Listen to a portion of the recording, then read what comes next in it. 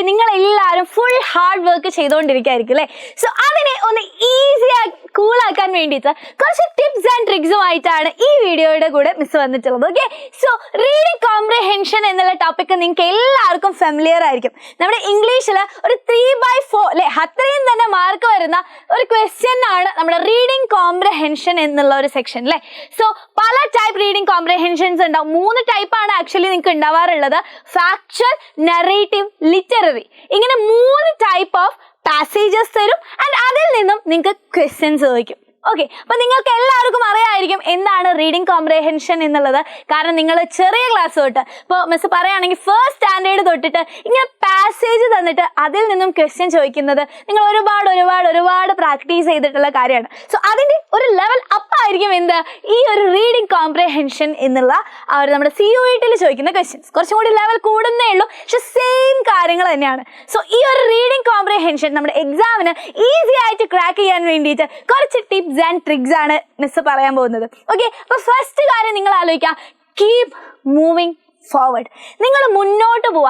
ഇത് എക്സാമിന്റെ കാര്യത്തിൽ എന്നല്ല, മൊത്തത്തിൽ നമ്മുടെ ലൈഫിലാണെങ്കിൽ തന്നെ മിസ്സിന് പറയാനുള്ള ഒരു കാര്യമാണ് കീപ് മൂവിങ് ഫോർവേഡ് അല്ലേ. അപ്പൊ നമ്മുടെ റീഡിംഗ് കോംപ്രിഹെൻഷൻ നമ്മൾ വായിക്കുന്ന സമയത്ത് നമുക്ക് ചില സ്ഥലത്ത് സ്റ്റെക്കായി പോകാനുള്ള ചാൻസസ് കൂടുതലാണ്. കാരണം നമുക്ക് ചില കാര്യങ്ങൾ അല്ലെങ്കിൽ ചില മീനിങ്സ് എന്താവില്ല, നമുക്ക് മനസ്സിലാവില്ല, അല്ലെങ്കിൽ നമുക്ക് അറിയാത്ത വൊക്കാബുലറി ഒക്കെ ആയിരിക്കാം ആ ഒരു പാസേജിൽ ഉണ്ടായിരിക്കാൻ ചാൻസ് ഉള്ളത്. സോ നിങ്ങൾ അവിടെ സ്റ്റക്കാവരുത്. എന്ത് ചെയ്യരുത്, അവിടെ പിന്നെ ആലോചിച്ച് എനിക്ക് ഇതിന്റെ മീനിങ് കിട്ടിയാലേ എനിക്ക് മുന്നോട്ട് പോകാൻ പറ്റൂ എന്നുള്ള ആ ഒരു മെന്റാലിറ്റിയിൽ ആരും നിൽക്കരുത്. നിങ്ങൾ വായിക്കുക സ്പീഡായിട്ട്, കീപ് മൂവ് ഫോർവേഡ് അല്ലേ. നിങ്ങൾക്ക് ചെറിയ കാര്യങ്ങൾ അല്ലെങ്കിൽ കുഞ്ഞു കാര്യങ്ങൾ മനസ്സിലായിട്ടില്ലെങ്കിലും it's normal, it's okay, it's fine. അതൊന്നും നിങ്ങൾ ടെൻഷൻ ആവേണ്ട ആവശ്യമില്ല.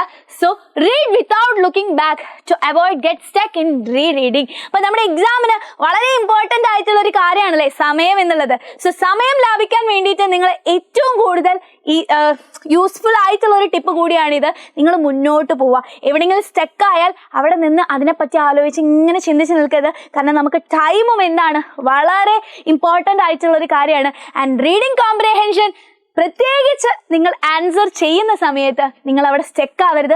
നിങ്ങൾ കീപ് മൂവിങ് ഫോർവേഡ് കേട്ടോ, അതൊരു ടിപ്പാണ്. ആൻഡ് നെക്സ്റ്റ് നോക്കിക്കേ, stay focus, concentrate fully on what you are reading. അപ്പൊ നിങ്ങൾക്ക് മൂവ് ചെയ്യണമെങ്കിൽ അല്ലെങ്കിൽ മുന്നോട്ട് വായിച്ചുകൊണ്ട് നിൽക്കണമെങ്കിൽ നിങ്ങൾ ആ വായിക്കുന്നത് കോൺസെൻട്രേറ്റ് ചെയ്ത് വായിക്കണം.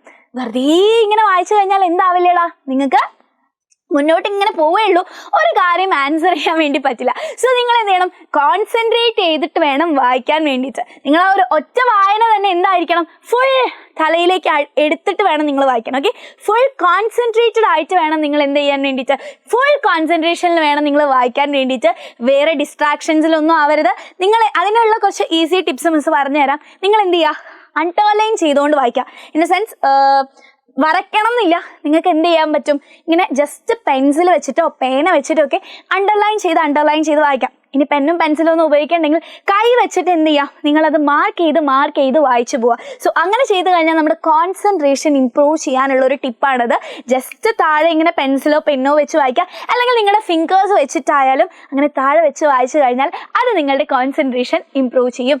ആൻഡ് അടുത്തൊരു tip, speed up. Read quickly like you are being chased by a train അല്ലേ. അപ്പൊ മിസ് ഇവിടെ ഒരു പിക്ചർ വെച്ചിട്ടുണ്ട്, നിങ്ങൾക്ക് കാണാൻ പറ്റുന്നുണ്ടോ, ഒരു ചെക്കൻ്റെ പിന്നാലെ അല്ലെങ്കിൽ ഒരു കുട്ടിയുടെ പിന്നാലെ ഇതാ ഇങ്ങനെ ട്രെയിൻ ഫാസ്റ്റ് ആയിട്ട് മൂവ് ചെയ്യുന്നുണ്ട്. സോ അതുപോലെ വേണം നിങ്ങൾ വായിക്കാൻ വേണ്ടിയിട്ട്. നിങ്ങളുടെ പിന്നാലെ ഒരു ട്രെയിൻ വരുന്നുണ്ട് എന്നുള്ള തോന്നൽ പോലെ അത്രയും സ്പീഡായിട്ട് നിങ്ങൾ വായിക്കാം. സ്ലോ ആയിട്ട് ഓരോ അർത്ഥം മനസ്സിലാക്കി വായിച്ച് ക്വസ്റ്റ്യൻസ് വന്ന് ആൻസർ ചെയ്യുക എന്ന് പറഞ്ഞാൽ ദാറ്റ് ഈസ് നോട്ട് പോസിബിൾ. അത് ഇമ്പോസിബിൾ ആയിട്ടുള്ള കാര്യമാണ്. നമ്മുടെ ടൈം അത്രയും വേസ്റ്റ് ആവും. ഓക്കെ, നമുക്ക് വേറെയും ക്വസ്റ്റ്യൻസ് അറ്റൻഡ് ചെയ്യാനുണ്ട്. സോ നിങ്ങൾ എന്ത് ചെയ്യണം, സ്പീഡായിട്ട് തന്നെ വായിക്കണം. ഈ സ്പീഡ് എന്ന് പറയുമ്പോൾ നിങ്ങൾ വിചാരിക്കേണ്ട മിസ്സേ ഇത്രയും സ്പീഡിൽ വായിക്കണമെന്ന് വിചാരിക്കേണ്ട.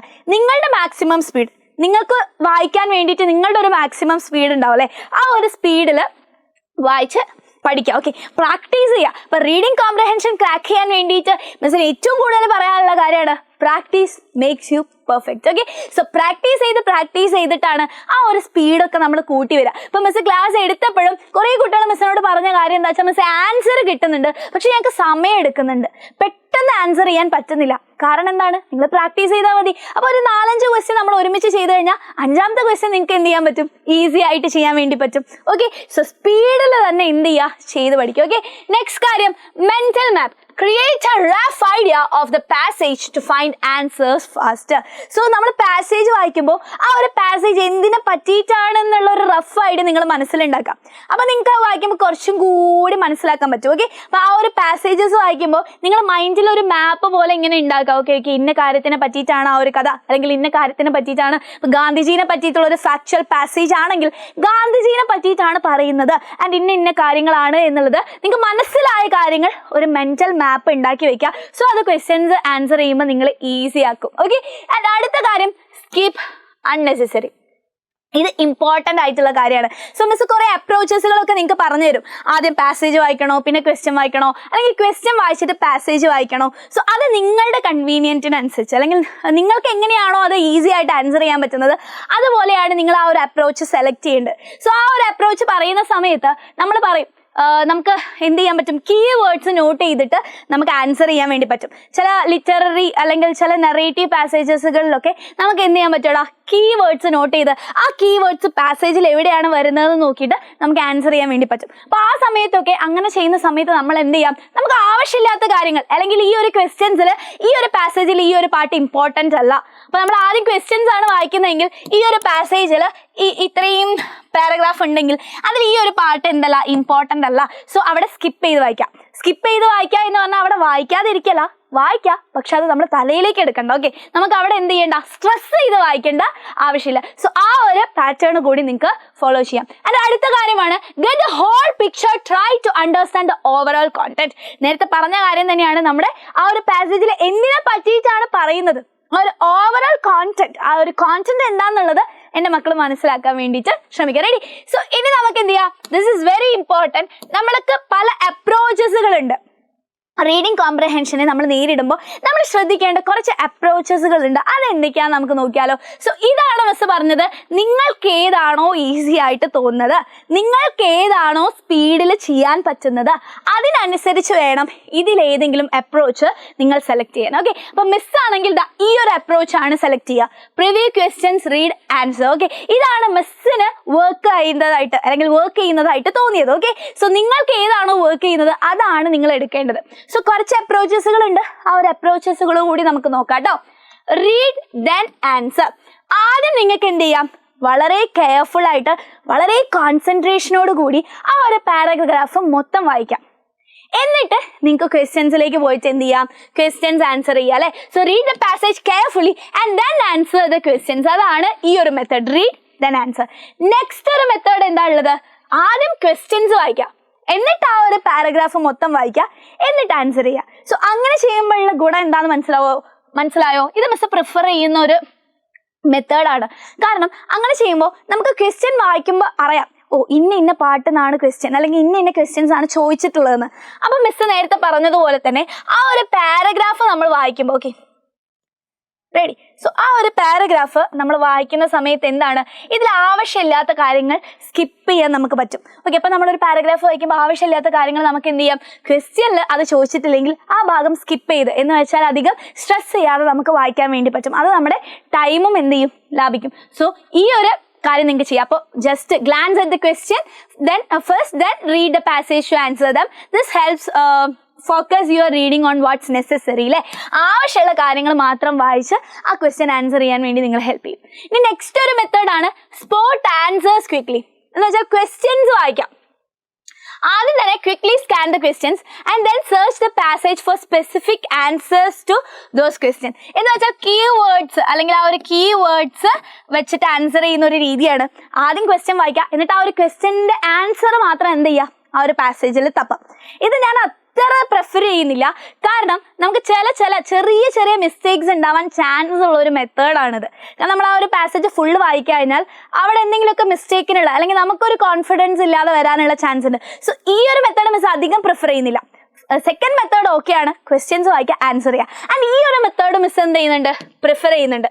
ഈ ഒരു മെത്തേഡിന്റെ പ്രത്യേകത എന്താ, കപ്പിൾ ഓഫ് പാരഗ്രാഫ്സ് ഒരു സമയത്ത് വായിക്കാം. എന്ന് വെച്ചാൽ 1-2 പാരഗ്രാഫ് ഒരു സമയത്ത് വായിക്കാം, എന്നിട്ട് വേഗം ക്വസ്റ്റ്യനിലേക്ക് പോവാം. അപ്പോൾ നമ്മുടെ മെമ്മറി ഫ്രഷ് ആയിട്ടുണ്ടാവും അല്ലേ, അതിലുള്ള കാര്യങ്ങളൊക്കെ നമ്മുടെ മനസ്സിൽ ഇങ്ങനെ ഓടിക്കൊണ്ടിരിക്കുന്നുണ്ടാവും. അപ്പോൾ 2 പാരഗ്രാഫ് വായിക്കുക, അതിൻ്റെ ക്വസ്റ്റ്യൻസ് ആൻസർ ചെയ്യുക, അടുത്ത 2 പാരഗ്രാഫ് വായിക്കുക, ക്വസ്റ്റ്യൻസ് ആൻസർ ചെയ്യുക. ഇങ്ങനെയും നിങ്ങൾക്ക് എന്ത് ചെയ്യാൻ പറ്റും?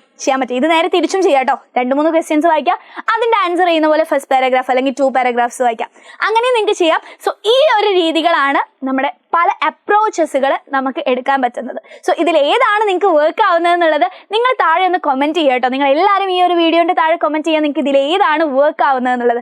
ആൻഡ് വളരെ ഇമ്പോർട്ടൻ്റ് ആയിട്ടുള്ള ഒരു പാർട്ടിലേക്കാണ് പോകുന്നത്. ഈ ഒരു കാര്യങ്ങൾ റീഡിംഗ് കോംപ്രിഹെൻഷൻ്റെ ക്വസ്റ്റ്യൻ അറ്റൻഡ് ചെയ്യുമ്പോൾ നിങ്ങൾ ഉറപ്പായിട്ടും ശ്രദ്ധിക്കണം. അതിൽ ഫസ്റ്റ് കാര്യമാണ്, do not rely on your own judgement based on matter you are familiar with. അപ്പം ചില പാസേജസ് വരുമ്പോൾ നിങ്ങൾക്ക് അറിയാവുന്ന കാര്യം തന്നെയായിരിക്കും ആ ഒരു പാസേജിൽ ഉണ്ടാവുക. ഇൻഡിപെൻഡൻസ് ഡേനെ പറ്റിയിട്ടോ അല്ലെങ്കിൽ വല്ല നിങ്ങൾക്ക് അറിയുന്ന എന്തെങ്കിലും ഒരു കാര്യത്തിനെ പറ്റിയിട്ടായിരിക്കും ആ ഒരു പാസേജിൽ ഉണ്ടാവുക. അപ്പോൾ നിങ്ങൾ എന്ത് ചെയ്യും? വേഗം ക്വസ്റ്റ്യൻ നോക്കിയിട്ട് ഇതെനിക്ക് അറിയാലോ എന്ന് പറഞ്ഞ് നിങ്ങൾ ആൻസർ ചെയ്യും. പക്ഷേ ആ ഒരു പാസേജിൽ അതന്നെ ആയിരിക്കണം തന്നത് എന്നില്ല. സോ ഒരിക്കലും നിങ്ങളുടെ ജഡ്ജ്മെൻറ്റിൽ നിങ്ങൾക്ക് അറിയുന്ന കാര്യത്തിനെ പറ്റിയിട്ടാണ് പാസേജിൽ ഉള്ളതെങ്കിലും നിങ്ങളുടെ ഒരു ജഡ്ജ്മെൻറ്റിൽ നിങ്ങൾ എന്ത് ചെയ്യരുത്? ആൻസർ ചെയ്യരുത്. നിങ്ങൾ എന്തായാലും ആ ഒരു പാസേജിലേക്ക് നോക്കിയിരിക്കണം അല്ലെങ്കിൽ പോയിരിക്കണം. അടുത്ത നോക്കിക്കേ, എലിമിനേഷൻ മെത്തേഡാണ്. ഈ ഒരു മെത്തേഡ് നിങ്ങൾക്ക് യൂസ് ചെയ്യാം. കാരണം നിങ്ങൾക്ക് അറിയില്ല, ചില ക്വസ്റ്റ്യൻ്റെ ആൻസർ നിങ്ങൾക്ക് എത്ര ആലോചന കിട്ടുന്നില്ലെങ്കിൽ അതിൽ ഏതായിരിക്കും ആൻസർ വരാത്തത് അല്ലേ, അതങ്ങനെ എലിമിനേറ്റ് ചെയ്ത് അത് ഒഴിവാക്കി നിങ്ങൾക്ക് ആൻസർ ചെയ്യാൻ പറ്റും. സോ ചില ക്വസ്റ്റ്യൻസിൽ അതായിരിക്കും വർക്ക് ചെയ്യുന്നുണ്ടാവുക. സോ ആ ഒരു മെത്തേഡ് യൂസ് ചെയ്യാനും നിങ്ങൾ മറക്കരുത്. അടുത്തത് വളരെ ഇമ്പോർട്ടൻ്റ് ആയിട്ടുള്ള ഒരു കാര്യമാണോടാ, do not skip any words in the question. Okay, so ക്വസ്റ്റ്യനിലെ ഒരു വേർഡ്സും നമ്മൾ എന്ത് ചെയ്യരുത്? സ്കിപ്പ് ചെയ്യരുത്. ഓക്കെ, കാരണം എന്താണെന്ന് വെച്ചാൽ ക്വസ്റ്റ്യനിൽ നെഗറ്റീവ് വേർഡ്സ് ഉണ്ടാവും. അത് ഈ ഒരു റീഡിംഗ് കോംപ്രിഹെൻഷൻ എന്നല്ല, നമ്മളിപ്പോൾ ഇത്രത്തോളം എക്സാം എഴുതിയ സ്ഥലത്തൊക്കെ നമുക്ക് പറ്റിയിട്ടുള്ള ഒരു പൊട്ടത്തരായിരിക്കും അല്ലേ. കാരണം നോട്ട് എന്ന് അവിടെ ഉണ്ടാവും, അത് നമ്മൾ ശ്രദ്ധിക്കില്ല. നോട്ട്, നെവർ എന്നൊക്കെ പോലെയുള്ള നെഗറ്റീവ് വേർഡ്സ് ഉണ്ടാവും. ഓക്കെ, അപ്പം അത് നിങ്ങൾ വിട്ടുപോകരുത്. അപ്പോൾ ക്വസ്റ്റ്യൻ എന്ത് ചെയ്യണം? വേർഡ് ബൈ വേർഡ് നിങ്ങൾ വായിച്ചിരിക്കണം. ക്വസ്റ്റ്യനിൽ ഒരു വേർഡ് പോലും നിങ്ങൾ സ്കിപ്പ് ചെയ്യരുത്. പ്രത്യേകിച്ച് നെഗറ്റീവ് വേർഡ്സ് നോട്ട് ചെയ്യാൻ വേണ്ടിയിട്ട് നിങ്ങൾ എന്ത് ചെയ്യരുതടാ? മറക്കരുത് എന്നുള്ളത് മിസ് ഒന്നുകൂടെ പറയാണ്. സോ ഇത്രയും കാര്യങ്ങളാണ്, ഇത്രയും ടിപ്സ് ആൻഡ് ട്രിക്സ് ആണ് റീഡിംഗ് കോംപ്രിഹെൻഷൻ്റെ ക്വസ്റ്റ്യൻസ് നിങ്ങൾ പ്രാക്ടീസ് ചെയ്യുമ്പോൾ ഫോളോ ചെയ്യേണ്ടത്. സോ ഈ ഒരു വീഡിയോ നിങ്ങൾക്ക് വളരെ യൂസ്ഫുൾ ആയി എന്ന് വിചാരിക്കുകയാണ്. ആൻഡ് നിങ്ങൾ എല്ലാവരും എങ്ങനെയുണ്ട് നമ്മുടെ ക്ലാസ് എന്നുള്ള കാര്യം താഴെ കമൻറ്റ് ചെയ്യുക. ആൻഡ് അതുപോലെ തന്നെ റീഡിംഗ് കോംപ്രിഹെൻഷനിൽ ഏത് അപ്രോച്ചാണ് നിങ്ങൾക്ക് യൂസ്ഫുൾ ആയിട്ടുള്ളതെന്നും കമൻറ്റ് ചെയ്യുക. ആൻഡ് എല്ലാവരും വീഡിയോ ലൈക്ക് ചെയ്യുക, മാക്സിമം നിങ്ങളുടെ ഫ്രണ്ട്സിനൊക്കെ ഷെയർ ചെയ്യുക. നമുക്ക് അടിപൊളിയായിട്ട് എന്ത് ചെയ്യാം? എജുബോണിൻ്റെ കൂടെ തന്നെ ഈ ഒരു ഇയറിലേക്ക് CUET ക്രാക്ക് ചെയ്യാം. Okay, so all the best for every students and bye, see you.